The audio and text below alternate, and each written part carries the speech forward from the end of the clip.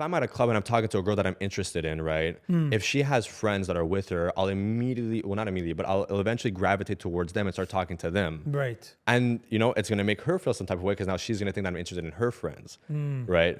But then all of a sudden she might come back and grab my attention, or I will come back at one point. Sergio's dropping some gems right now, boys. I'm telling you right now. And boom, we are live. What's up, everybody?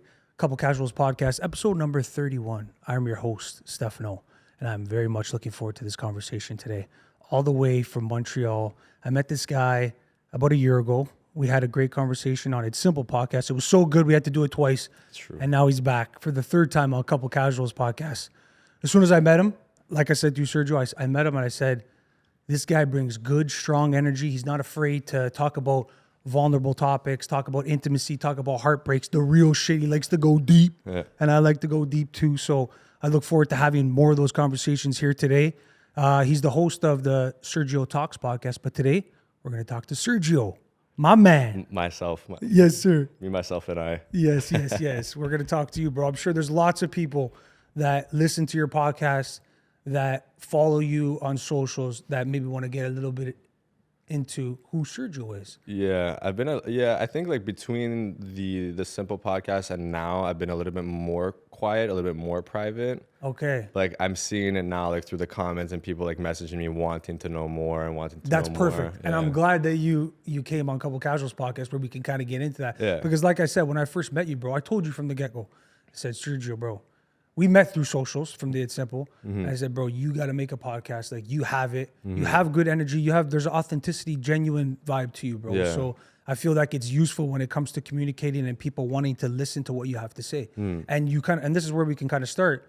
You started with the Sergio Talks kind of storytelling on TikTok. Yeah. And now I think you're at about like 2.2 million followers. 2.2, yeah. Yeah. Are you still doing that? No, that stayed still at 2.2. I kind of let it die a little bit. Yeah. So how yeah. come? How come you're not doing it? Because I feel like that was good shit. It was, but I think it was just like something that was like, I think it was a phase. It was very like sad boy, kind of like quote, relatable, easy to digest content. But after a while, like it was no longer me. I didn't resonate with the content as much. Don't get me wrong. I loved helping out people. That was great and amazing, but it takes out a lot from you if you're doing something that you don't necessarily relate to anymore, right? When you were at that particular time in your life, how many years ago was that?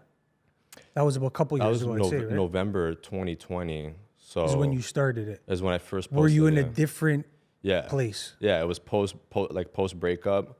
I was going through one, and then so this is actually how it really started. So it was post breakup, and I was working at a job that my ex was working at the same place as me at the time too. Wow. So it was tough, right? Wow. And afterwards, I actually ended up getting laid off from that job. So they fired me, and I was doing the social media and stuff like that. But because they fired me, I had a lot of more time on my hands, right? And I've been listening to Gary Vee. I've been listening to a lot of people talk about TikTok. So I'm like, you know what? Let me just try something, right? So I was doing the content. I was doing the sad boy stuff, the quotes, the this and the that. And then it started picking up. And I'm like, you know what? I never want to go back and work a 9-to-5 job ever again. Luckily, I was on EI. I was eligible for a year. So I took that. I was like, you know what? Let me just try to grind, see what I can do so that I don't have to go back to work an office job or any kind of 9-to-5. Right. And then fast forward, 9 months go by, still haven't made a penny, right? But now I have 3 months left. Almost so a it's year. either you make something or you start applying at places, right?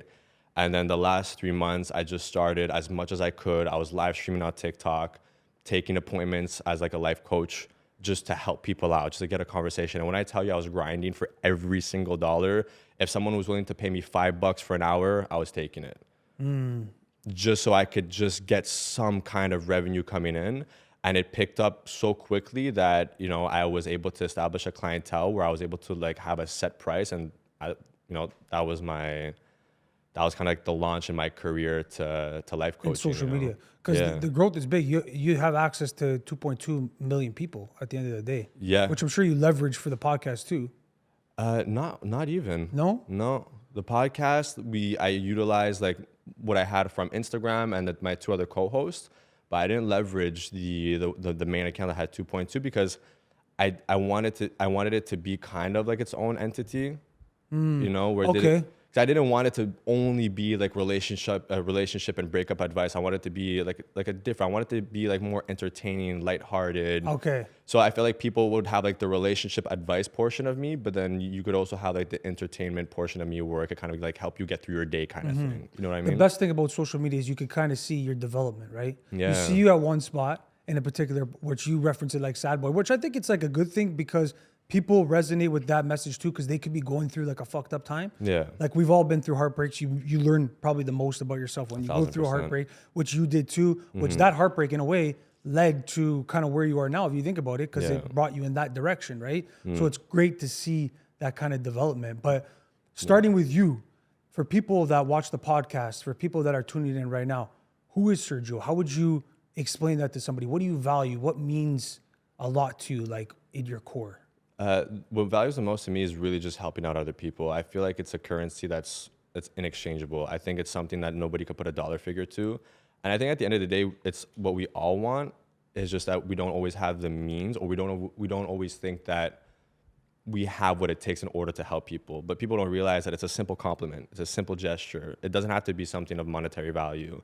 But I feel like giving that I have a platform that I could utilize that and, reach out to as many people to try to, help them out in any way, shape, or form that we can, whether it's laughter or financially or anything, Have you always been like that, or did like through the service of like your experience of going through heartbreak and stuff, then somebody maybe helped you, and then you realize that this is actually a valuable currency? No, I think it kind of came through myself. I think it's my love language. It's something that you also see like in my friendships and my relationships for sure, like feeling that I could serve others. It's something that feels good, So I think it's always been a part of me, and it's something that I fell in love with. And like I said, if I could do that for the rest of my life, it's kind of like, I guess you could kind of say like it's like the Mr. Beast approach. Yeah. Which that's pretty much his that's his thing. That's like his go-to thing, right? So I think it's in that way. I think just maybe from my perspective, it's just brought into like a more comedic light in a way. I feel that people could also like relate to me, and I'm out there talking about my business, whereas Mr. Beast is like, it's, he's financially helping out a lot of people, but it just lacks that like relatability of him expressing about like his struggles or how his mental state is doing or his relationship. Like that part of him, he keeps very private, right? But I would like to be able to get to his level in terms of the amount of people he's helping on a global scale eventually. So he may be helping people financially, but I guess from your perspective, you feel like where your value comes is you help people kind of mentally, emotionally type of thing? Yeah. And again, listen, obviously money could go a long way, right? But, there's a lot of people that are wealthy that are depressed or that are going through some shit that money can't fix, right? Yes. But again, obviously I'm just saying this to say this. I use him as like as an analogy, but I don't know how he actually is as a which person. most people know him so they can understand the reference. Exactly. But yeah, I think there's real value in like understanding yourself, right? Yeah. And understanding your values, which I'm going to get into later about like relationships, especially before you get into relationships.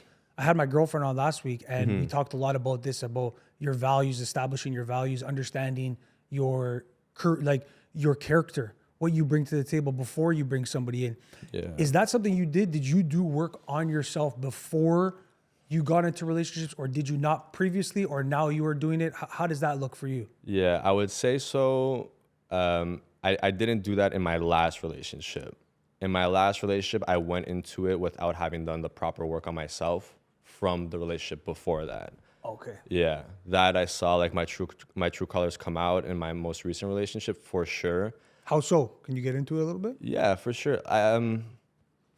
My confidence levels took a little bit of a hit. So getting into my last relationship, I felt like I had to have this fake persona. Okay. I thought that I had to be someone that I thought she would be able to love rather than just be myself and make her take that decision if she really loves that version of me or not. A lot of men go through this. Yeah, I think, look, the reality is that I think men lie a lot to get with a girl. I think because women like what they hear. And I think men know that and use that to their advantage in a way. So I think the guy's goal is to like oversell himself, right? And in most cases, you underdeliver long term, If you're just looking to hook up with a girl, yeah, you could oversell yourself, get to sleep with her, and then that's a done deal. But if you get into a relationship with her, if you overpromise and you're going to end up under delivering if that's not truly who It's you not are. sustainable. Exactly. And in all honesty, that was me for the most part. You Okay. know, like dishonesty came up in the relationship, and then not big things. Like I'm not a cheater. I don't go around or anything like that. It was just more so allowing myself to just be the truest version of myself, and allowing her the chance to be like, hey, I'm willing to stay with you with all your flaws and everything that's good about you. I didn't give her that opportunity. I kind of just gave myself a personification of who I wanted her to be in love with. Okay. Yeah. Well, that's good. Your awareness is obviously in check because you're Yeah. able to identify that, right? Yeah. And then now going forward, do you feel like that's something that you were able to identify and like you've worked on, or you've been able to like kind of put together? Because I think it's really worth for people to understand, which I'm going to get into further later. Yeah. Is understanding yourself and establishing your values and like what I'm going to stand on. Like, this is me. I'm not going to break that for nobody. Yeah. Or I'm not going to allow myself to engage with something that's not authentic to who I am before getting involved with the relationship. So is that something like you're grappling with now? Yeah, I think practice makes perfect. So I think just being honest with everybody that you encounter, regardless of who they are, if you just practice just being your true self. And it's hard. I'm not gonna lie. Like there's moments where like I want to relapse and I want to be like give up like a personification of myself to some people just for random reasons, not even any of which are valid. And so it's like you kind of like fight for like a little bit, but then like you just end up being like telling the truth, and then you end up realizing that people fuck with you regardless. Yeah. So it's like it's feeding into that and just realizing that people love you for you. You know, through time, it just ends up sticking around. And I think within the past few months, I've definitely seen that a lot. And like I said, whether it's talking to girls or friends or meeting new people, just I think practicing just being like real and authentic and how you present yourself is the best way that you kind of like work through that. Listen, bro, the best way to do that is actually by doing it. That's why experience is so valuable. You can't regret any relationship you're in, right? Or any friendship that you have, even if it goes sour. Because that experience teaches you that lessons that we're talking about right now. And it contributes to your character. Like, 100%. And I think I can only speak, I guess, on the male perspective because I'm a male. Yeah. But I think guys have a hard time facing those things after. I think for guys, like once they go through a breakup, I don't know how much of accountability they actually they take for themselves. You know, I feel like a lot of them will like run away from it in a way. I think some men from like a whole mental health aspect point are afraid to kind of like dig deep or feel the emotions that they're feeling. I think that's an ego thing. Yeah, exactly. Yeah, ego thing for sure. And like we compensate in the wrong ways, I think. You know?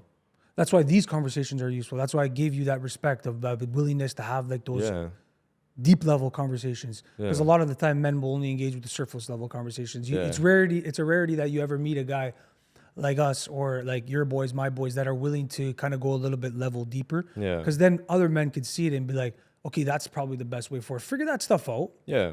You know, we'll talk about masculinity later on too, but you can still be a man and have those kind of conversations with yourself and with others. Yeah, I don't think you can have the word like a man without having that.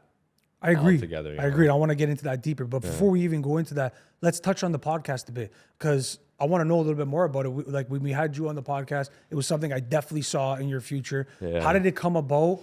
Talk about your co-host a bit. The boys over there, you guys' dynamic is amazing. Just touch on it a little bit for us. Yeah, so my boys both came back from a TV show. They did Love Island. Right. And so they came back. So they were already killing it on social media. And I had already started the whole TikTok thing and stuff beforehand. So we all were relatively at the same spot from a social media standpoint with a decent following. And then they were getting like a lot of collabs, a lot of brand deals locally, right? And then one company approached them saying like, hey, we have a podcast studio. Like, we think that this would be great for you. And this was in reference to my boy, Matt. And then Matt knew that I've always been wanting to start a podcast. And he's like, listen, there's an opportunity here. If you want to take it, and let's see what happens.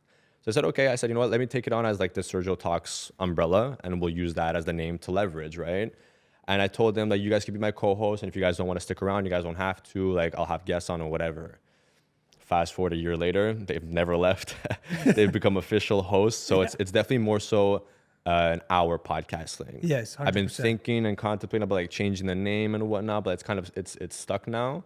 but it's definitely in our podcast thing. It's not on my podcast thing. For anymore, sure. Well, that's kind of it's a tribute to where it started. Like Sergio Talks is where it started, but it's your guys' collective. Like like I said, your guys' dynamic is very good. I think that's what makes it. People see that authentic vibe that you guys have amongst each other. Yeah. So they appreciate that. Yeah. And then the contents of the conversations that you kind of get into. What made you guys decide, let's make this, how would you define it? Would it be dating podcast, or how would you define it? I guess at the beginning, for sure, like I said, I tried to use it under like the Sergio Talks umbrella. So I went like the whole relationship breakup route and stuff. But then it developed into like dating and how to become a better version of yourself. And like we talk about like the gym and tips and tricks about girls and stuff like that. We have people walking up to us now sometimes. It happened just the other day on Thursday. A guy came up to us from Toronto and he was in Montreal. And he says, man, I just need to let you guys know that since I've been listening to your podcast, and this is not like a flex that everybody needs to go for, but he's like, I've been getting so many girls since listening to your podcast, you know? So you guys are wingmenning by default. Yeah. I mean, listen, I guess it's just, I don't know if I'm not well versed or I haven't seen it as much, but I feel, at least from my perspective, like what we say is raw. Like we won't beat around the bush. We'll be like, hey, we've tried this. We've been rejected. We've been slapped in the face, or this, that, and the third. And I think it's just a lot of things that guys don't necessarily want to talk about, or it's not what gets clicks per se. But I feel like in the way that we bring it up and how we humble ourselves in a way, because we bust each other's balls, right? We roast one another. I think by doing that, in a way, we keep ourselves accountable. And I think especially from the viewer's perspective, they see men holding other men accountable, and they're like, we fuck with this even more. Like, not only are you guys talking about girls and like sometimes in a comedic way, right? But then you guys are also like roasting each other based on your guys' failures, kind of thing, you know? Being self-deprecating. Yeah, exactly. Having fun with it. Yeah, rather than just being like, yeah, we get girls and this works and that works and whatever, and trust me, it's gonna work out. It's like, no, like we've done this, we've done that, we've tried this, we've been rejected, you know, we've had moments where, you know, we've looked like fools, and that's just the way that life is, you know, like there's no guy out there that has like a riz that works for every single girl that he comes by, right? And that's just the reality of things. It's practice makes perfect. Yeah, exactly. And then having those conversations, people listen to, they relate. And that's what I was gonna ask you too, like, I guess how people are receiving it, which that story kind of answers that question, right? Yeah. And people have been reaching out to you, kind of, I would say girls too, right? Guys and girls, how have they been receiving it? What's I mean, the feedback? the ratio, we were astonished the other day when we looked into it. We're maybe like at anywhere between 85 to 90% of our viewership is women. See, because women are interested. What that tells me is that women are interested in what men have to say. Yeah, for sure, and I think so too. Especially like in 2023, I think like people when it comes to like dating or knowing one another are confused more than ever. Right. Like so many people are playing games and mind tricks and this, that, and the third. You don't know if someone's like is serious with you or not. So I think people just want to know, right? They want to know the secrets. Yeah. A man's perspective, which maybe you're going to get today. So stick around till the end. Yeah. But it's true, because you listen to a podcast like yours and you're going to get 3 different guys' perspectives. You guys are all unique in your own light, in your own ability. You guys are all unique. You get different perspectives, and then bring that together.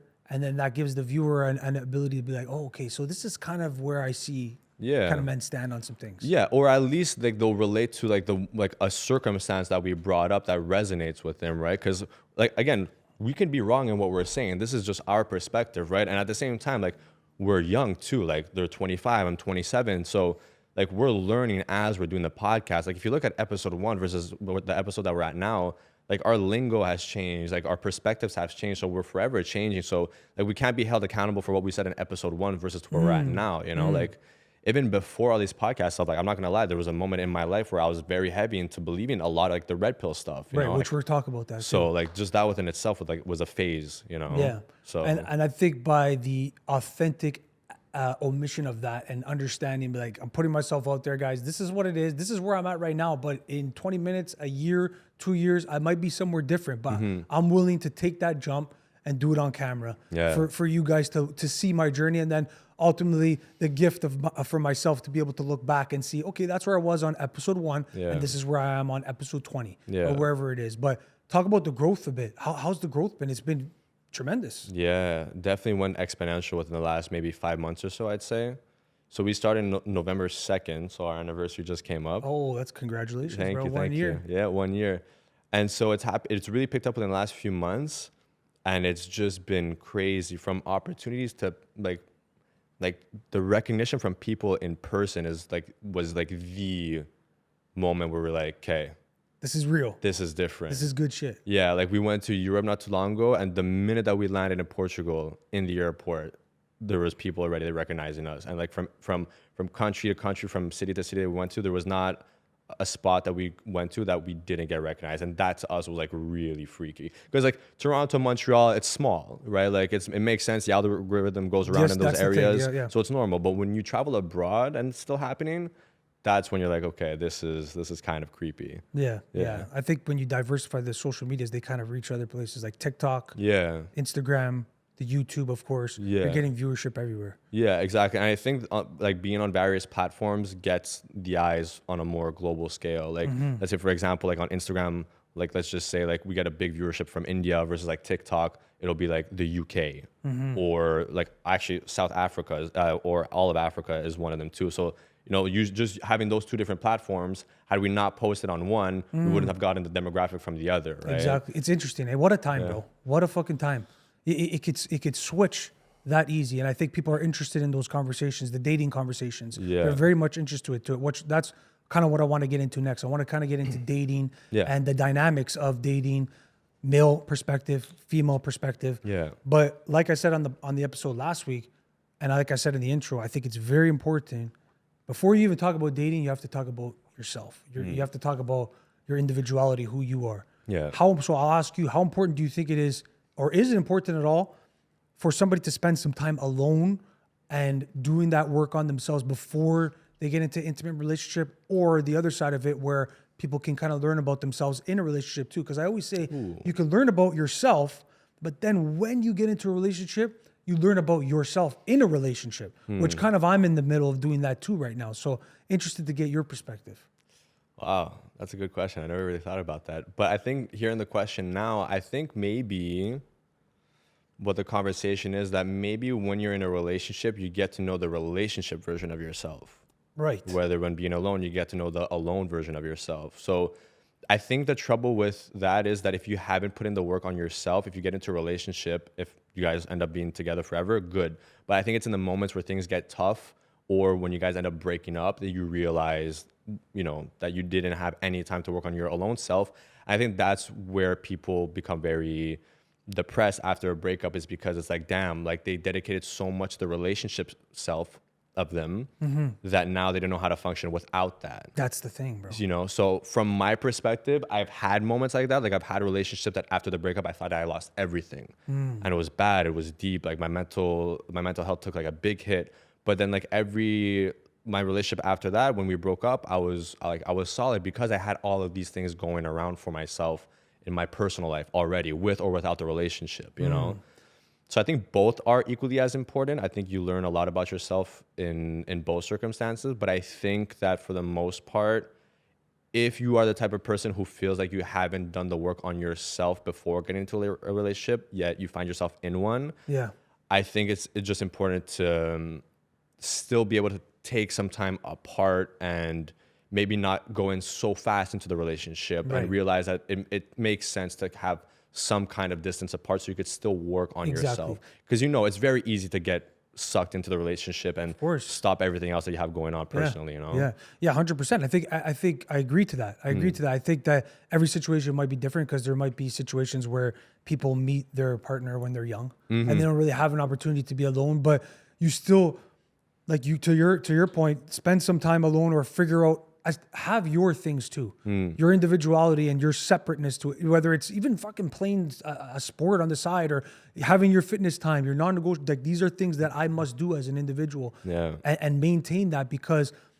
like you were just saying, brother, things are not promised. You may end up alone again.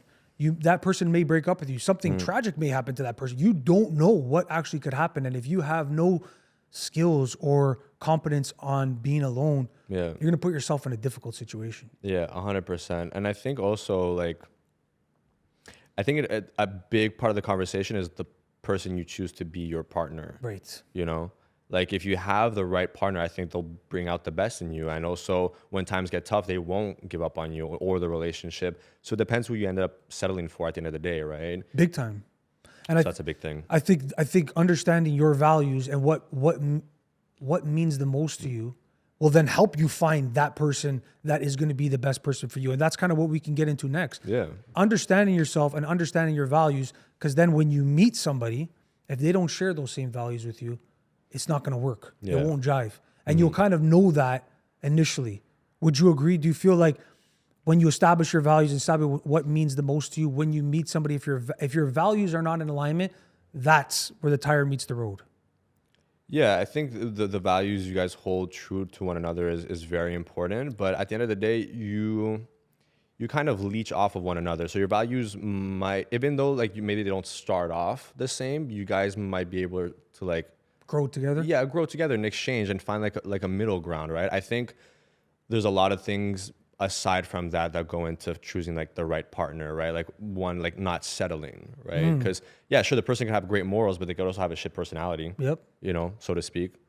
Like they could have like, you know, they could have very good like family, like family oriented goals and wanting a family and wanting great things, but they could still be someone who's toxic. Yes, yeah. You know what I mean? So like morals go so far. So I think it's if the person's like open and willing to hear what you have to say and view life through your lens, then I think you guys could like pick up on each other's way of seeing life and make something whole for you two, you know? And I'm saying this because my past relationship was kind of like that. Like she had hers, I had mine. And I saw myself thinking that I knew everything there was to know about myself, but actually being open to hearing what she had to say. And a lot of my perspective and philosophies changed through time just by having conversations with her. Yeah. You know, and I thought I was so like hung up on my morals, and yet, you know, I saw them changing just by talking to someone and hearing what they had to say and being like, actually, you know what? I actually like your way of thinking. I think I'm gonna adapt that to my lifestyle now. Yeah, you really learn from the people around you, especially an intimate partner. Yeah. When you get involved in an intimate relationship, like when you're in love, which we'll talk about now, that emotion is the strongest emotion. But it's the most beautiful, but can be the most deadliest too. That's the craziest thing. But you learn a lot about yourself when you're in a relationship. But I still, to summarize that conversation, I still think it's very important for you to understand yourself as an individual. Then when you get into a relationship, you're then going to blossom and unite with that other person. And to your point, learn more about yourself in a relationship, learn more about that person, and then maybe take what is useful and then discard what is not. And it's like the podcast. We're learning. We're on camera, always developing, always changing. Yeah. But talking on love, how do you think men feel love and how do you think women feel love? Ooh. It's a good one, eh? Yeah. Feel, I don't know. I only know from my perspective how I feel when I'm in love. Yeah. When I feel that someone loves me for me, and I feel like there's nothing that could get in between our relationship, and I feel loved and I feel respected and I feel like the man, Yes. I will love you in an entire different way than if I don't feel those things from you. Right. So if I don't feel those things, I'm going to be feeling a little bit more insecure. I'm going to be thinking that I might be losing you. I'm going to be, you know, doing things that I wouldn't typically do if I felt secure in the relationship. So well put, bro. So I think for me, it's really just, I don't need a lot. I need a couple words of affirmation. I need just some kind of physicality, and I could, like the rest, I could process myself. You know, I could work on my own shit. I could take care of you. I'll take you out on dates. I'll make you know that like we're good. I'll protect and provide, no problem. I just need you in response to that is just let me know that you're proud of me. Let me know that I'm doing good. Even though I know I'm doing good, hearing it from somebody that I'm planning on being with for the rest of my life means that much more than it coming from my own mind. Yes. Or a friend, or let alone a family member, you know? Bro, you answered it perfectly. Yeah. I think in summarization, men feel loved by respect. Yeah. They feel loved by respect. Yeah. I used this story on the podcast last week with my girlfriend. It's like, imagine you're in a room with all your friends or somewhere, and your girl comes and she starts looking after things, you know? She starts putting out food, you want to drink, like she helps out. She by extension, she's a part of you, and that's showing respect to you. And then your tribe, your friends are like, wow, Sergio's girl, man, she's looking after us. She's a real chick. She's a real good girl. She respects him. So I think that you basically put that very well. And then also, I think women, by what I've heard from conversations and talking to my girlfriend, talking to different people, I think women feel love through safety, through that being looked after, being that type of sense of security that I know we're good because Sergio's got me. Yeah. And it's interesting that you say that. The only thing that I think that's happened now with the internet lately is that I think now men only depend on that factor from a financial aspect. I think that men now think that women will only respect them if it comes from a financial aspect. We could attribute that to the red pill community. Exactly, right? And I think that's where the conversation kind of needs to get worked out on, because that's not what it is. Like, a lot of the girls that I've spoken to, or let alone dated or been in a relationship with, it's like, if they're making their own money, like, the girls are good. They just want somebody that's able to match their lifestyle, not necessarily surpass them. If they surpass, yeah, great, but just match them. So you don't need to go and get yourself a girl that's making $100K a year. I mean, if a girl's happy making 45 and you match her lifestyle, she's okay with that. If you're doing more and you're able to take her out on trips on that, fantastic. But if you're doing all these things, but you're not listening to her when she needs you the most, or you're not doing anything in regards to taking care of her, financials mean nothing. Exactly. And I think that comes down to establishing your values. Because if a girl values money Yeah. as number one, and you don't value money as number one, or you're not looking for a girl that's going to want you for your money, because let's be real, on a certain type of girl, I know that's a big generalization, but there are certain girls that, and it's very common, to be honest, there's some girls value, like, they're not going to be with a guy who makes a certain amount of money, but they must meet that threshold first. Yeah. But if a girl is selecting her partner on the basis of money, is that somebody that you would want to be with? What happens if you lose that money? Or what happens if somebody with more money comes, right? Yeah. So it's understanding your values. If a girl values that, then maybe that's not going to be in alignment with you. Yeah.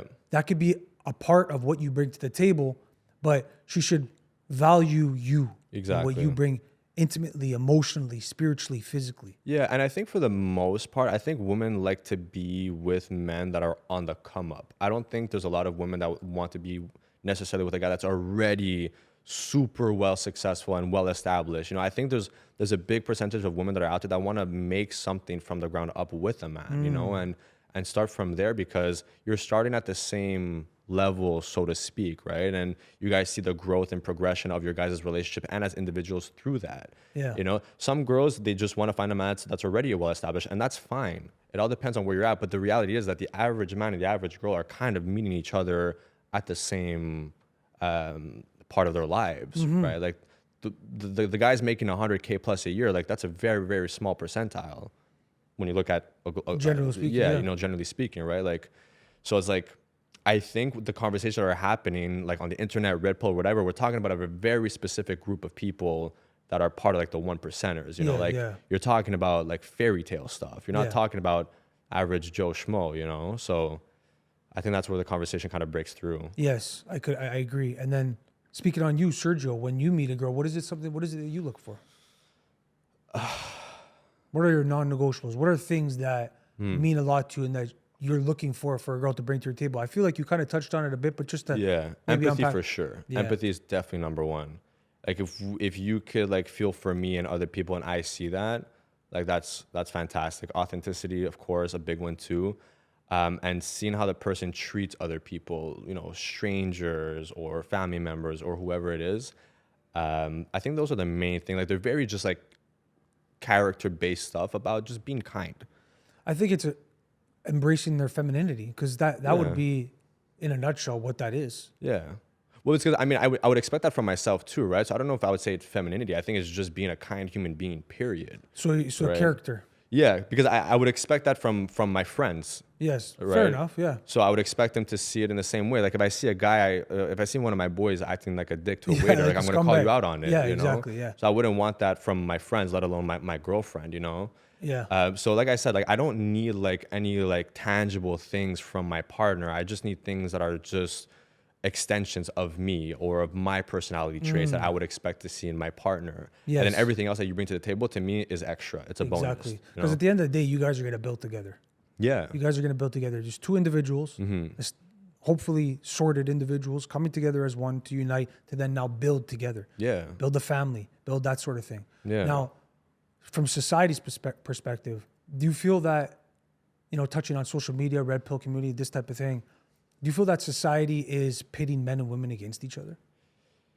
Yeah, for sure. I think that's what makes the world go round. I think that's where the money is to be made, is if you pin them one against each other, right? I think the more that men and women are single, the more money there is to be made in the world. So you think, also, I never thought about it like that. So it's like a deeper monetary. Well, you're consuming way more, right? I mean, I'm not saying this for everybody, but like men are going out and getting their haircuts more often. Women are going out and getting their hair done and their makeup done and their nails done more often, right? Because like now you're in an environment where like you feel like you're having something to prove to the opposite gender. You're trying to attract them, right? I think everybody's looking for love in a partner, essentially, right? So, like, yeah, you're doing things for yourself, but you're doing things for yourself in order to eventually attract a proper partner, right? Yeah. So I think everybody's just constantly consuming stuff. You're going to the gym. You're getting your food, your protein, everything that you need in order to sustain that lifestyle, right? People are signing up. So it's a consumer based way of doing things now, right? The more you keep them separated, the more money there is to be made when both people are single. Yeah, because even like touching on, there's like the one side of it. There's the red pill, like women ain't shit, you know, type of thing. Have multiple partners, get rich, and that's it. Don't worry about that, this, that, and the other. Then there's the, you know, men ain't shit. I'm a boss bitch. I don't need nobody type of thing. There's those two types of cultures that are kind of simultaneously happening right now that I think are counterproductive for men and women, because the reality is men and women collectively have sustained humanity. Men are better at some things, women are better at some things, but together we are stronger. Yeah. So the idea of it's the man's fault or it's the woman's fault, I think it's counterproductive. Yeah. I really don't think it's the best way forward. Like, you would agree, obviously, right? Yeah, no, of course. I absolutely would agree. I mean, I think the best moments that I have in my life are when I'm in a relationship. Right. You know, look, we have to be honest. I don't think there's anything that we do on a day-to-day basis that's not for love or for a woman. I mean, what's my point of being on here if not to find someone and make a family with, right? That's all something that's embedded in our DNA to what we want to do. Yes. You know, from a primitive standpoint. So it's like, why downplay one another when you know at the end of the day our purpose to be here on this earth is to procreate and find love? I mean, listen, it's not something that was always there once upon a time, but you know, luckily we were in the time of our civilization where we have this thing called love, and that makes us do uncontrollable things sometimes. Yeah, crazy, wild, crazy things, but it's the best and sometimes can be the worst. But even when it's at its worst, there's lessons there, bro. Yeah. So I tell people all the time, love is a risk, but it's worth it. Get into it, because then even if you get your heartbreak, which we all have, that was where the most lessons came from. But it was the hardest times too. So touching on dating, I'm a new guy. I want to get into a relationship. Let's talk about meeting somebody new. Yeah. What's your advice for somebody meeting somebody new? What are some things that they should look for? Is there red flags? Is there something that we should highlight for somebody getting into a new relationship? What's your perspective? Yeah, I think when it comes to, I think like before dating, I think it's just good to be putting yourself out there, period. You know, going out with the boys, practicing talking to girls, get your confidence up, get rejected, get accepted, you know, whatever it is, whatever the results end up happening for you, like utilize that and then just progressively move into the dating realm, right? Now that you feel confident enough that you're going to be able to, because like sometimes dates, if you don't know how, they can be awkward, right? Like if you don't know how to stir up a conversation from nothing, then you might be, you know, setting yourself up for a trap. Yeah. But I think like through practice makes perfect, and getting into things slowly, then you'll be able to you know, to get good things out of it. But when it comes to like red flags and stuff, obviously if a girl's immediately talking about her exes or like Have you been in that situation? Yeah. And the minute that you do, I'm already like, okay, unhealed wounds, like we'll be good friends, or we'll be good acquaintances, and we'll leave it at that, you know. But if it's just, if the girl is like showing interest in you and is wanting to know about you, and when you're asking her questions, she's reciprocating it by saying like, what about you? Like those are like the real conversations. If you're asking questions and she's answering and you just find yourself just trying to come up with new questions to start a conversation, or she's on her phone, like just forget it. Just be like, okay, well listen, like it was great talking to you. I hope you have a great rest of your night. You know what I mean? 100%. First dates, what's your opinion? What do you think's good? First dates, man, it's been a minute. I always think the best thing for a first date is an activity-based date. I always think that's such a good thing. If it's nice outside, you go for a walk, you do something casual, then maybe lead into like the dinner dates and stuff like that. Would you agree? What's your perspective on it? I'm always curious to get other guys' perspectives. Yeah, I mean, it depends on what you like, right? Like me, I like restaurants. I like the intimacy of a restaurant where it's just me and you. Okay. Like there's things happening around us, but it's still just me and you, right? And at the end of the day, it's going to take maybe an hour to an hour and a half long. After that, if we enjoy, we could go do something else. We could go do an activity, you know. I'll suggest it during the date, or we'll go grab like a dessert at another spot instead. You know, whether as like an activity, it's like you don't necessarily know when is like the cutoff time. Yeah, that's a good point, actually. Right? Yeah, yes, that's a very good So point. if you plan it, if you know in advance, like if you preemptively know like we're going to do this for a certain amount of time and then whatever, great. But some guys don't know when to cut it off. The way I would kind of preface it, I guess, would be like, you know, go for a walk, but don't have like a 30-second walk. It's exactly. You got to have, we're going to do this trail or whatever. We're going to walk down Lakeshore, like in Toronto. We're going to do it. And then you kind of wrap, it keeps it somewhat casual for the first thing. I'm a guy that likes to move. Yeah. So it kind of it leaves it in like an open space, kind of just keeping it casual kind of things. No pun intended, a couple casual. You know what I mean? And then things go well, you know, you start to, let's go for drinks. You could set the tone like straight off the bat. Like when you ask her on a date, you could just say like, hey, like I figured we'd go, you know, take a walk and maybe go grab a coffee. Perfect. So that everybody knows that when it comes time for coffee, that the date is going to end after that kind of thing, you know? Yes. Because if you kind of leave it like open-ended, then you leave it for the opportunity for the girl to say no and then reject you. Yes. But if you kind of like allow her to, if you give her an idea of what the date is going to look like, then it gives her more to not stress out about so much, because it is for a girl, it's super stressful. If you just think about it, it doesn't happen to us because we are the guys typically the ones to ask. Yes. But imagine from a girl who gets all these requests from these creeps or nice guys or this person or that person, it's fucking scary. It is. You don't know who's going to end up showing up at your date. That's why the mark is safety, right? Exactly. Girl feels comfortable. She's gonna feel. She's gonna feel comfortable in that experience. And I think it's useful for guys, because I feel like a lot of times guys have they have gaps in this sort of mentality. So understanding that, what should I do for a first date? Yeah. And then understanding that exit too. That's very actually popular within like the cold approach mentality. Yeah. You approach somebody and then you immediately establish the exit. Like, hey, I'm in a rush. I got to run out in a second, but I just saw you over there and I kind of wanted to come approach you, blah, blah, blah, blah, blah. They feel instantly safe because they know, okay, this guy's not going to just stay here for like an hour and just keep me posted up talking to him. No. They know that you're in a rush, that you got to kind of head out, but you wanted to kind of approach them. So it gives them that sense of safety. Yeah, I think that's the best way. I think the cold approach is the best way. Like, you don't want to come across as being too desperate, you know?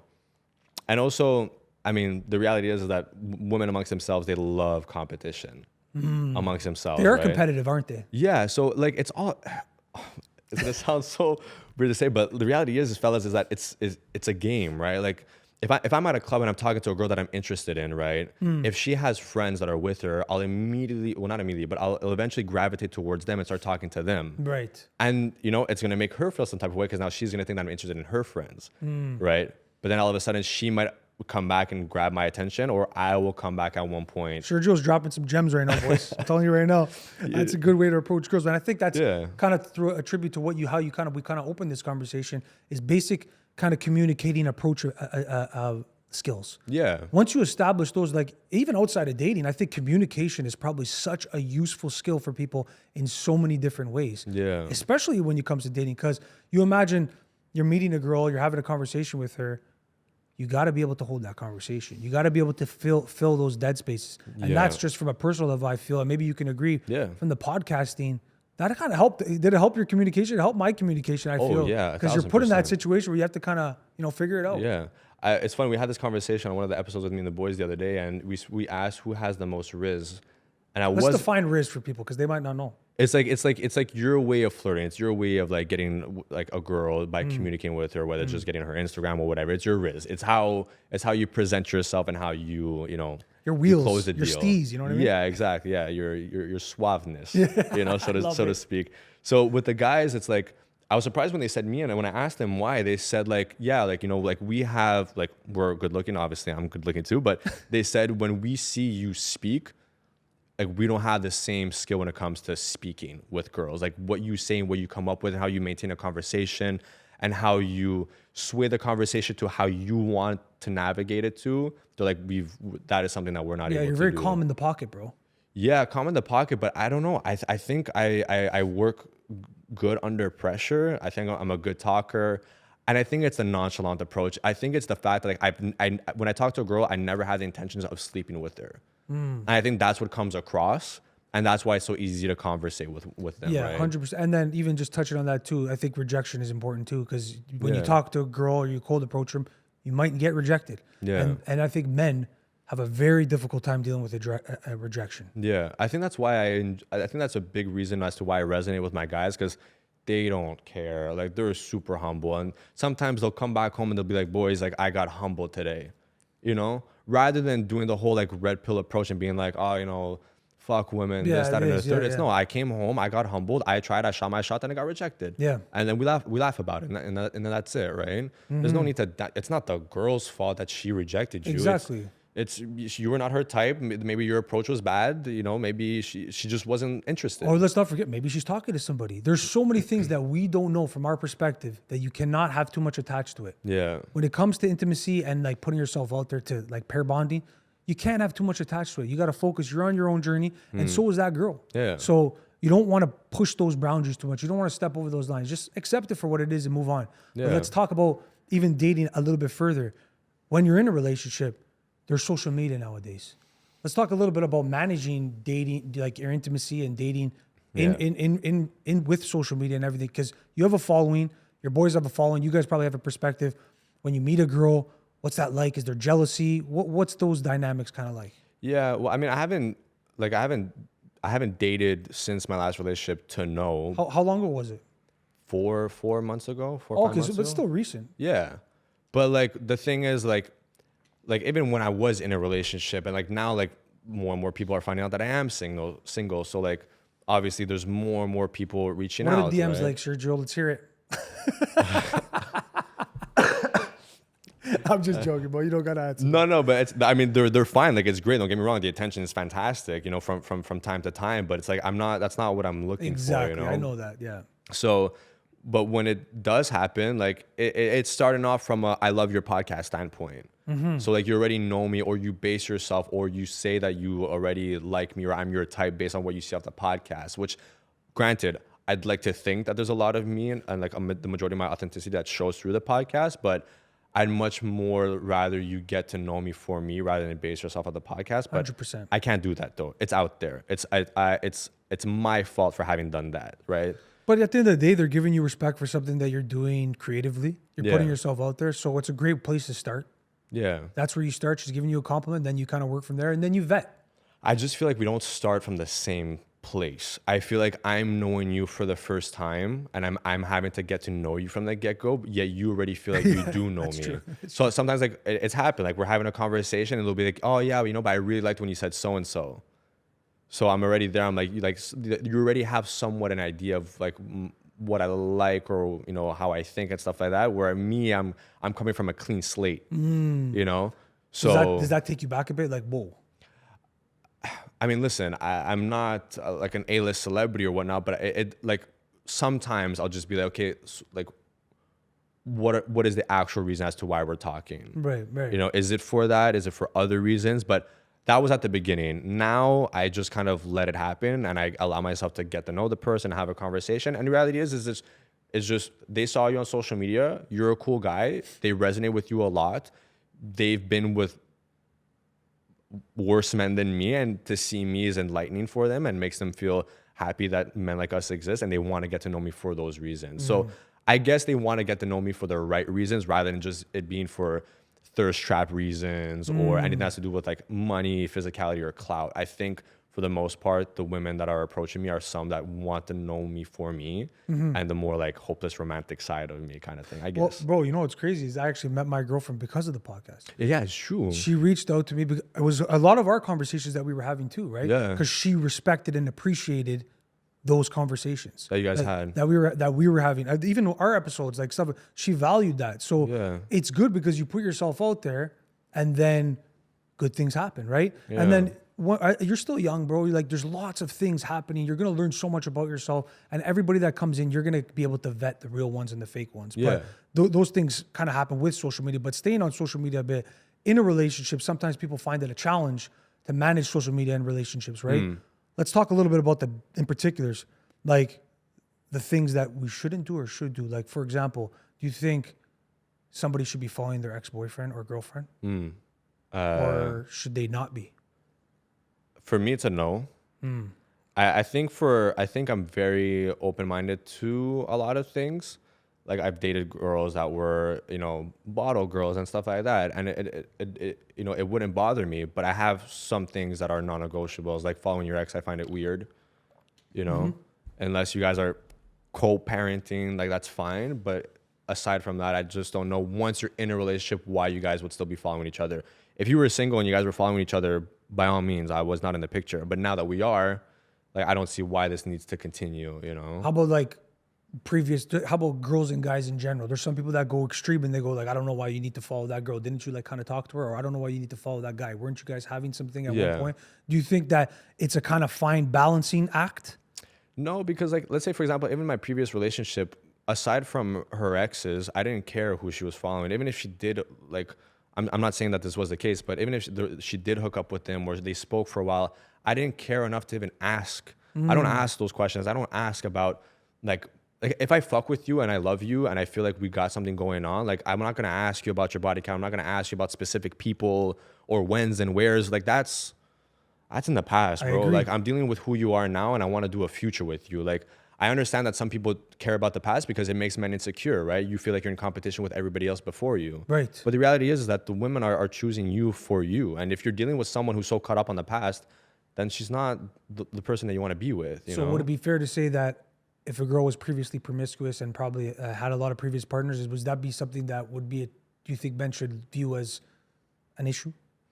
I think I think every person has different circumstances. I think it really comes down to the person. Who are you dealing with now? Okay. You know, if she's showing signs of still, you know, being promiscuous and, you know, being a little bit sketch when you guys are together and stuff like that, then yeah, sure, she's not the type of person that you want to be with. And then again, there is the extreme. Like, again, I'll be honest, I'm not going to go out and date someone that has a body count of, you know, triple digits plus, right? It's a personal preference, and I think I'm entitled to just like anybody else's, right? But at the end of the day, I can't, bro, people are casually hooking up now. It's not uncommon anymore. You know, like you can't hold people to the same standards that our parents or grandparents used to have before, you know? I know there's the whole thing of men wanting to find a traditional woman, and it's fine.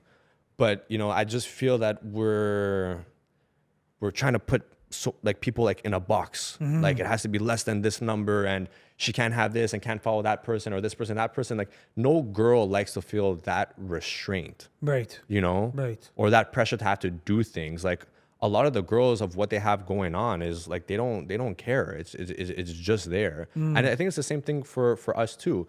But it's very touchy. It's very circumstantial. Like, yes, I agree. I'm coming from the perspective where I have high standards to the girls that I talk to or that I go out with and that I date. And for me, like, I feel that we have the same level of wokeness and how we see the world and our perspective. So I know you're not doing some fucked up promiscuous shit on the side or anything like that, regardless of your past, you know? And I know enough of your past to know that I'm okay with that, with your past, as much as you would be with mine. So it's fair to say you don't need to dig too deep, kind of thing. You were assessing who is in front of you right now. Yeah, because what for? Yeah. You know, like if you were to base yourself off of my entire past, you would not want to date me either. That's the reality of things. Do you think it's different for men and women? Yeah, because like I said, I think men are intimidated by women of their past because, like I said, they're like if a girl dated like athletes or was with rappers and like you're not at that level financially or at a status, you're going to be intimidated.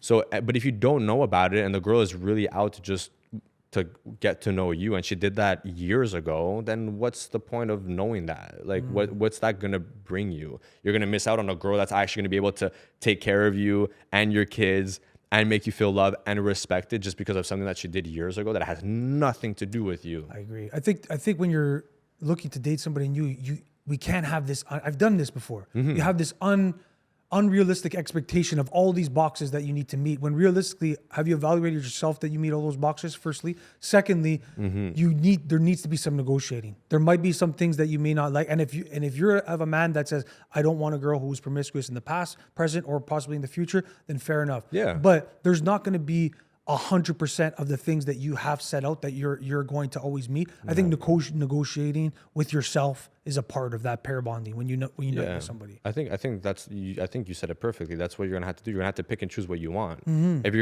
you're gonna want to find the perfect person that hasn't been promiscuous, is traditional, and is gonna give you everything that you want, and this, that, and the third, you're going to be single for a very long time. And if you're okay with that, then so be it. But the reality is that men don't like to be alone that long. You know? They don't. Right. Because it's a beautiful thing, right? Being in a relationship and stuff like that, which we can kind of get into next, is maintaining a relationship. Yeah. What's your advice for the maintenance work on the relationship, maintaining a relationship? What does that look like? I think that would be like my area of expertise. Yeah? Yeah, because I think from day one, for the most part, from day one until day whatever, I think I stay true to who I am from the get-go in terms of like the gestures that I do. So like I was in a relationship for, before my last one for 7 years, or even just this last one for almost a year. From the first day that I opened the door for you, I'm still doing that until a year deep. You're a gentleman. Yeah, and it's just like a part of you. Like when we're walking on the sidewalk, I'm taking the side of the street. I'm pulling out the chair for you when we go out at a restaurant. No matter how long we've been dating, no matter how many dates we've been on or where we're going at, like it's happening. And I think that within itself, women attribute a lot of value to. Yes. Because it is uncommon. It's common maybe, within the first few dates. But if you're still doing that like 3, 6 months, a year, 10 years later, that's where the true value of your manhood comes into play in regards to how your woman sees you. Treating a girl as if it's your first date. Yeah, and not only that, but you, as much as you would want to date a beautiful woman because of how people will see you with her by your side, is the same way that a man would want his girl to talk to her friends about how he treats her. Yeah, 100%. You want your girl to walk in a room and be like, oh my God, you don't know what he did for me. The respect. Or we're still 5 years in and he still opens the door for me and all her friends are saying, oh my God, my man doesn't do that. That makes you as a guy look phenomenal. Yeah. And again, it's not financially. Right. Right. Yeah. It's not mental. It's not physical. It's just gestures. Yes.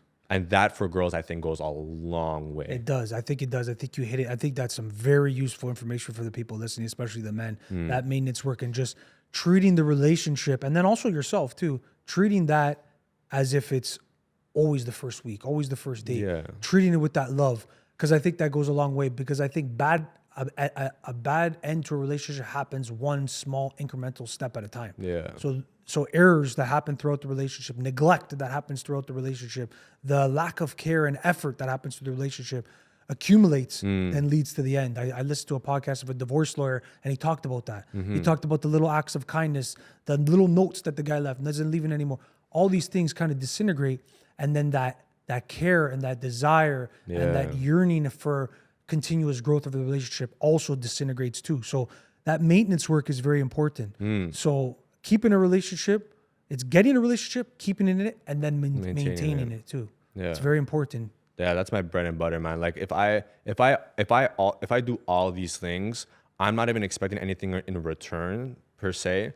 But if I get like a simple note, if you made my lunch or here and there, that's the quote unquote the exchange, right? I could open the door for you 1,000 times in return for a handwritten note on my way out. It's like those things that make me want to continuously do those things. It doesn't have to be like we're maintaining the relationship in the exact same ways, right? There's the ways that I do it, and I'm not going to expect that in return. I'm not going to expect you to open my door. Yeah, of course. But yeah, sure. Yeah, I'll expect maybe like every now and then like a handwritten note, or just thank you, or hey, like I just want to say like after years of being together, like I still appreciate how you opened the door for me so much. Yes, and that makes up for it not being said all the other times. You know what I mean? 100%. Because I feel a lot of times men and women get complacent in relationships. Yeah. You see sometimes a guy's in a relationship, one of your boys that you knew, and then all of a sudden he's 20, 30 pounds heavier than when you first saw him. Yeah. Like what happens, bro? You don't want to go to the gym anymore. You don't want to do these things. That's why understanding your values and who you are and what means a lot to you and those non-negotiables. Like I got it. That's what it means. Health and fitness is something important to me. Yeah. I need to maintain that. What are the keys to, in your opinion, making sure you don't stay complacent and you stay on top of it? It's tough, man, because I think we've all been victims to it, and I have too, like being in relationships, like not going to the gym as much and this, that, and the third. I think it's just I think this goes back to what we were talking about before. Like, I think if you're clear cut on what you want for yourself as an individual, and you're that hungry for it and you're that ambitious and driven by it, like, you won't allow a relationship to get in between that. Yeah, you get what I'm saying? Yeah. So I think if you start off into a relationship with that mindset and you really do as best as you can, because I know it's hard to hold true to that philosophy, then you'll be able to not fall off. You know, and I think I'm on that now. Good. I think coming out of my last relationship, like, that's where I'm at, and it's really just about the grind and wanting to make it, and it's the feeling is much more stronger than it was before. Yeah, especially in a guy in your situation where you're very out there creatively and doing all these things on social medias and stuff. Yeah. That requires a lot of time, effort, and energy, right? These things that we're doing, they take energy, preparation, they take a lot of you. Yeah. So it's important when you're pair bonding, you're finding a girl, she's going to understand that. She's actually going to support you in that. Yeah. Encourage you. Yeah. And keep you dialed, because that's what probably me and you would say keeps us feeling love. Yeah, exactly. Support. Exactly. And I think the support goes, it all stems back to who you're choosing to be, who you're choosing to have as your partner. Like I said, like, my previous relationship, I had someone that was, like, in a similar space as me, right? So we understood what it took in order for it to succeed, right? And it was very much so like, hey, if we can't hang out because you're working, love that for you. We'll catch up tomorrow or later on during the week. And the dynamic was great, right? But I've also been in relationships where I was still doing social media and she didn't understand why I'm not coming to bed at the same time as her. You get what I'm saying? So there was that, like, that lack of understanding from where I'm coming from, you know? So it all depends on who you end up choosing and how understanding they are of the lifestyle that you come with, you know? How about marriage? What's your thoughts on marriage? Love it. Excited for it. Yeah? Yeah, of course. Absolutely. Okay. And I'm gonna be honest, this is just me just thinking out loud. Sure. I don't know, given the kind of lifestyle that I'm pursuing and what I want for myself, do I see it happening? I don't know. I hope so. Okay.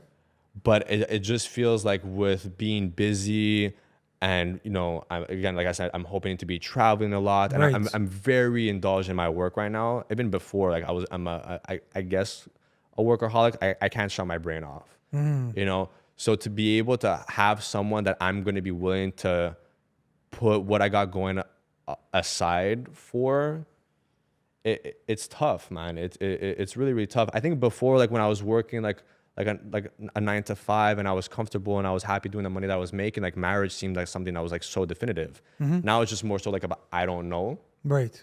But it's something that you respect and you would want maybe one day? Yeah, of course, absolutely. I'm not a religious person, so it's not coming from from a religious standpoint or anything like that. But for me, it's really just much so like, I feel like as we get older, we have less and less time to spend with friends and family.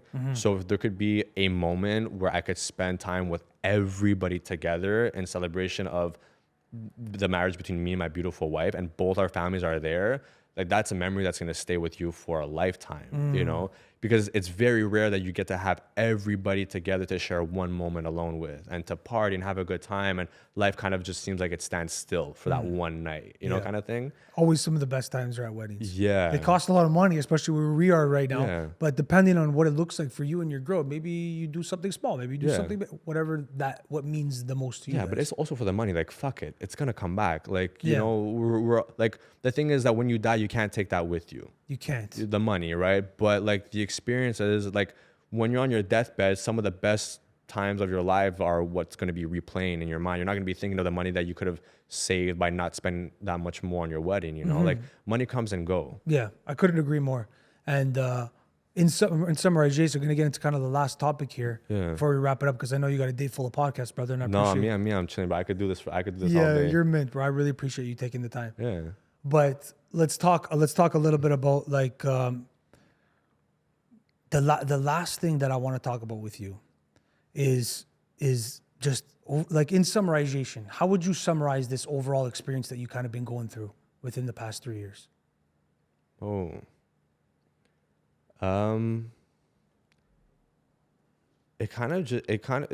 gonna sound maybe like super cliche. I'm gonna try to come off as being so profound. It kind of just feels like it's destined to happen. I feel like, you know, as things are happening, I'm just being like, yeah, you know, this makes sense. This makes sense that this happened. Like my last breakup, I was sure, I mean, I wanted to marry this girl, right? I was sure that it was going to happen too. But now that we broke up and I see like what's lining up for me and what's coming up and things that are happening, I'm like, yeah, it made sense, you know?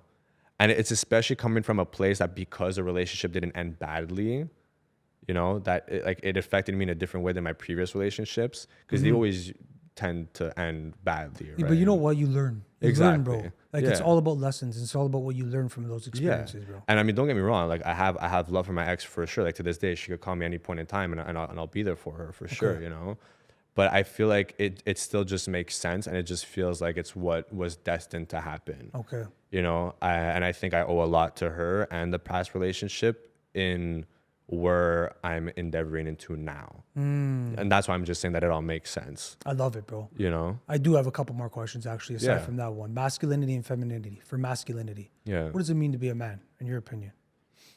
So I kind of took it upon myself to not even use the term toxic masculinity anymore. What is that, anyways? Like, I hate when people say that, bro. What is toxic masculinity, anyways? Well, that's the thing. I don't even fucking know. To me, it's either you're a man or you're not.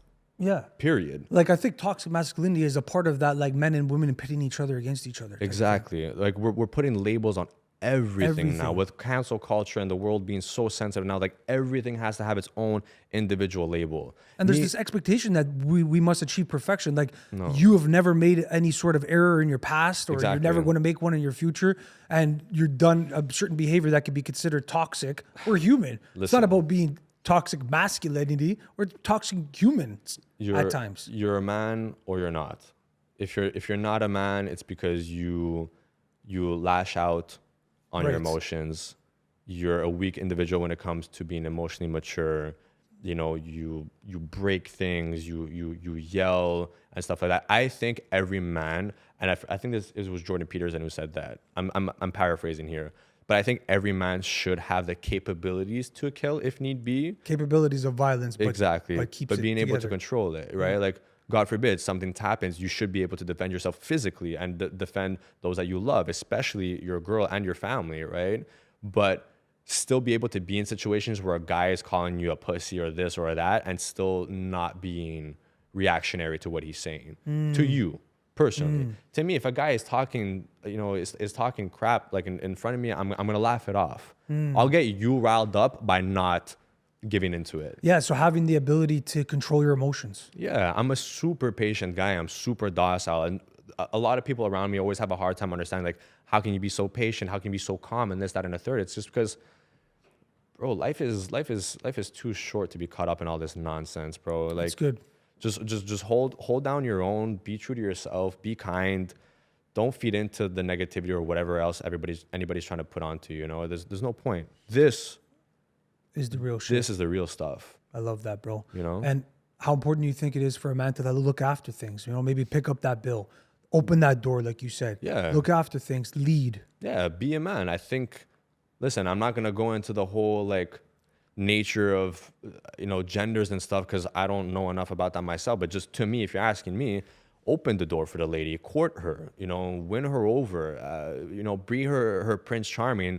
Girls grow up watching Cinderella stories and Prince Charming and stuff like that. I'm not saying that they're glorifying a false ideology, but I mean, if you're able to tap into that, like that's something that every girl loves, you know, being taken care after. They like to feel like small and they like to feel secure and protective, you know? So like, if you could give that to her, then that's all that they'll really want from you, you know? Speaking on love too, I talked about this previously. This is something I didn't even think to ask you. Yeah. Saying I love you. Yeah. Do you think the man should say it first? And when's a good time to say it? Ooh. A lot of times bro, I was in the situation when I realized like I love my girl. I didn't say I loved you in so long. I haven't said that in so long. So I'm like, bro, do I not? What am I doing? Like, you know, you're trying to figure yourself out. And then when you realize like 100%, I love her. Yeah. Do you think there's a right time to say it? Should there be some sort, should you make it special? What's your opinion on it? I think if you feel it, you should just say it. I think, so here's the thing. And I know this having spoken to like a lot of guys and a lot of girls, if you're not able to say I love you when you feel it, that means it's 100% based off of ego. Right. Ego, fear. Exactly. Feeling that maybe they don't think the same. Right. And if you're not able to say I love you because of ego, are you really ready to get into a relationship? Because ego is the number one destroyer of relationships. So if you're not even able to say I love you because of your ego, are you really able to step into a relationship and dedicate yourself to someone? Yeah, you're like, I'd rather shield myself from the possible hurt. Yeah, exactly. And I'm saying this from personal experience myself too. Of course. I think a lot of men can relate. Yeah. So like if you're like I don't know, I'm at a point in my life, bro. If I feel something, like I'm gonna say it, and it's gonna be what it's gonna be. Like whether it has something to do with my past, present, or future, or if I love you, or if I fuck with you, or if I miss you, if it's coming across and you're being like, oh, you're being a little bit too much, then so be it. I spoke my truth, and you do what you want with that information, you know. So I think it comes down to the same thing with saying I love you. The only thing though, and this is something that I've been struggling personally, and this is maybe something that I need to get checked out for myself, but I have a hard time saying I love you though. Yeah. From a egotistical standpoint, not the first I love you, but just like when being in a relationship with someone, this has happened across all my relationships. I have a hard time just saying it. I think personally it's because I hold a lot of value to it, and I don't want the word to lose its value. Okay. So you don't say it often, like maybe getting off the phone, stuff like that? No, not something quick like that. Okay. Like in a circumstance where like I'm looking at you and we're at a restaurant, I'm seeing how beautiful you are and we're having a great time, I'll say I love you. Oh, so you'd rather than volume, it matter when it matters. Yeah, exactly. Okay. You know, like not so much like the frequency of it, but like there'll be moments where I'll look at you, or you'll say something that resonated with me, and it will remind me as to like why I chose you as my partner. I'll be like, you know, this is why I love you, kind of thing. Do you think there's a time frame? Do you think if it can happen like within 4 weeks, a month, 2 months, or do you think you need to know somebody for a certain period of time before you can determine? Yeah. I think you need to have seen the person for a certain amount of dates, you know, because you could have been talking to someone for 3 months, but I've seen each other like spread out across those 3 months. But you could also have seen someone for like a month and a half and seen them like almost every other day. Right, that's true. I think it's the time that you've spent together. That's a key component. And, you know, what have you been doing with that time? Like, have you really been getting to know the person, or have you guys just been sleeping around? Yeah, exactly. You know? You're spending time with somebody, but are you just watching Netflix together? Like, what are you really doing? Are you going deep level? That's why I value these conversations, because I feel that you can play them in many different looks of life. Yeah. Intimate relationships, friendships, family. So get deep. I like getting deep. And I think it's the older you get too plays a role in it, right? Like, like life happens much more quicker the older you get. Like you get now, like if I'm just saying, like people in my age, I feel like they're getting into relationships shortly after they're getting engaged, and they're having kids in a span of 3-4 years. Whereas before, obviously, if you're meeting your high school sweetheart, you're not getting engaged until 10 years later, maybe. I don't know, right? Yeah, exactly. So the time frame in which you meet someone, depending on what your age is, could also play a factor too. At the end of the day, it's all going to be based upon how you feel. Exactly. And it comes into maturity, experience, stuff. There's multiple components to it too. Yeah. A lot of the times in our culture, we hear what a high value man is. Yeah. What do you think a high value woman is? I think it goes back to what we spoke about before. I think a high value woman is someone who's able to make her man feel like he's the man. Right. You know? That's perfectly said. Yeah. That sentence right there. You know? Yeah. I think there's no other way to put it. Like I said, I think we're putting labels on so many things now. We're making things so much more complicated than it needs to be. When reality is, a way to a man's heart is so simple. A way to a woman's heart is also so simple. It's based on gestures more than anything else. Everything else around us is just a facade. It's just extra. The exchange of energies is the most important. Yeah, I mean, like a girl's gonna want a man who's able to listen to her problems, but not just listen. Be attentive. Be helpful. Know when she's wanting to get advice from you versus knowing when she just wants to rant and just wants something to listen. That's something that I had to learn. Yeah, right? I really did. Because I'm solution oriented. I feel like men are solution oriented. 1000%. The girl comes to you with, oh, I had this really difficult time, blah, blah, blah, blah, blah. And we're like, okay, well, don't worry about this. You know, you could always do this, that, and the third. You know, you can do all these things. But like you said, sometimes they just want an ear to belt to. They just want somebody to make them feel heard. Yeah. But I'd like to think, I narrowed down that recipe. I think it's just simple because it's something that I do with everybody. And I think that came through life coaching though. The way that I approach those situations, because I think it's a win-win if you do this approach. So take notes. I feel that if you just ask questions, you allow them to resonate with their thoughts out loud, right? Because you asking them questions, you're showing interest into the conversation. You're showing that you're being attentive and that you're actually listening. And then you're allowing them to vent at the same time because they're obviously answering your questions now. Right. And then they're able to now come to their own conclusion on their own accord while having spoken to you. And all of this is happening all while being together. Yeah. You get what I'm saying? Yeah. Rather than you just listening and try to go like directly to the solution. Because I'm the same way. Me, it's like, just do this. It's simple. It's done deal, right? Mm-hmm. But if you ask like, well, why don't you think that's the right approach? Or why don't you like this person? Or why did that affect you? By asking them that, you know, it'll unravel the truth on its own, you know? Exactly. I think there's real value in that because a lot of times, even outside of an intimate relationship, just relationships in general, people know the answer, but they need to say shit out loud. Yeah. They say it out loud, and then you being that voice for them to be able to, you being that person, that ear for them to be able to speak that to, it helps them identify that. Yeah. It helps them understand that. And that's very important, especially in a relationship. It's something that I was kind of learning. Like I said, you learn about yourself when you're alone, but you learn about yourself when you're in a relationship, and understanding like the feminine dynamic and how sometimes they just want somebody to make them feel secure, supported, heard. Yeah. And you hear them out on that, and then provide them with the advice and the solution when the time is right. It's knowing that she just wants to vent at this one, but she also is looking for help in this one. But your advice best of both to worlds. asking questions and stuff like that and showing intent and interest it really helps unravel. Yeah, to me, it just seems like it seems to be the best of both worlds. They get the opportunity to vent and feel heard at the same time because you're asking questions about the topic that she's bringing up. Amazing, brother. Listen, we had such an amazing conversation. I could go for hours with It you. never seems like enough. It never seems like enough. I'm going to start to wrap it up here, but I got one more question for you. I love the videos that you guys do when you guys share the songs that you guys resonate with. So I want to ask you, if you had to pick like a theme song for Sergio, current, past, overall, what would that song be? Is there something that comes to your head? For Sergio, fuck, that's a good question. Mine would be too deep. It'd be depressing, bro. I don't even want- Really? You think so? I like emotional music. I Really? like grunge era, 90s, you know? That's where Yeah. I'm at. I like I don't know. I'm on this like old school binge right now. Like rock?